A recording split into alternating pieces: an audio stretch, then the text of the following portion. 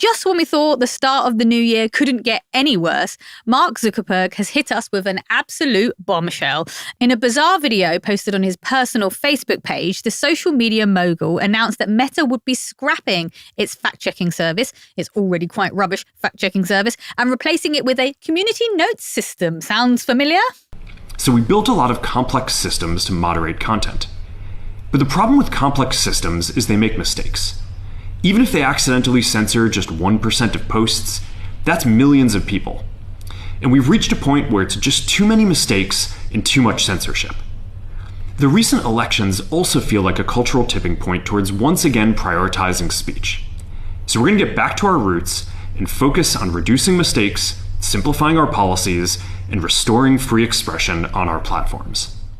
Another terrifyingly uncharismatic man. Again, like completely not the point, but just having to listen to him speak is absolutely... He's looking quite cult leader at the minute, isn't he? What's with the chain? Right, that's what I'm saying. It's that was what gave me the cult vibe. I don't enjoy publicising the work of Ronnie Cheng because I have nothing but animosity towards him as a man and a comedian. But his new Netflix special is great and has a long routine about how Mark Zuckerberg has built algorithms and then been radicalized by the algorithms that he has built and has essentially become a sort of like low-level MMA fighter based on reading things generated by algorithms that he helped design. Again, I cannot endorse Ronnie Cheng as a man or comedian, but his new Netflix special is great and he has a fantastic routine about this. But yeah, it's good to remind ourselves every so often that Facebook originally started as a way for him to compare women to farm animals at university. So it's always worth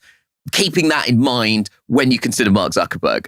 He seems to have gone full Elon Musk, deciding to follow X and lay off Meta's third-party moderation team. Instead, users on sites like Facebook and Instagram will now highlight posts that could be misleading instead of leaving it to organizations or experts. Zuckerberg also committed to retooling the Meta algorithms to deliver more political content to counter claims of censorship from the social media giant. And trust and safety workers, people responsible for enforcing policies around hate speech and disinformation, will be relocated from California to Texas to help remove concerns that biased employees are overly censoring content. So, Zoe, just give us your expert opinion on this. More political content, less fact-checking. Sounds great. It sounds absolutely great, doesn't it? More bacon, less exercise. It's crazy. I mean, it was obvious this was going to happen. You know, all these tech bosses going cap in hand to Donald Trump, essentially. They are trying to bend his ear. They see how Elon Musk has played him and they want a piece of the pie. Donald Trump also threatened Zuckerberg with jail time, essentially, if he moderated posts to do with the 2024 election.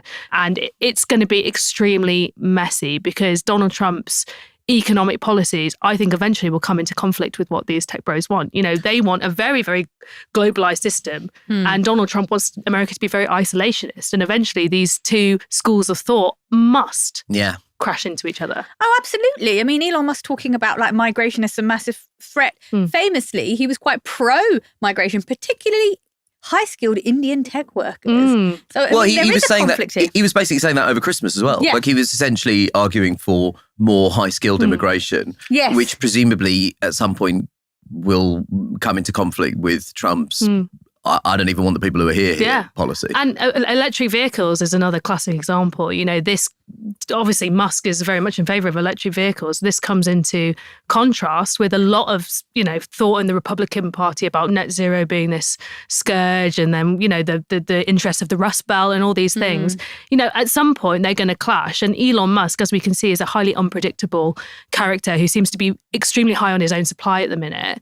And the question is, where do all these tech bros go? How do they fall in line when you get that division? You know, if Musk and Trump have a huge fallout, where does Zuckerberg go? What side of the fence would he like to sit on? And you can bet that if the American election turned out differently and Harris became president, they would totally flip. They would do a 180 and totally flip the other way. That's how self-interested they are. As much as it feels ideological, and I'm sure there is a lot of ideology to the selfishness of it, I don't think they are driven in the same way Trump is by his, I think they just follow the money.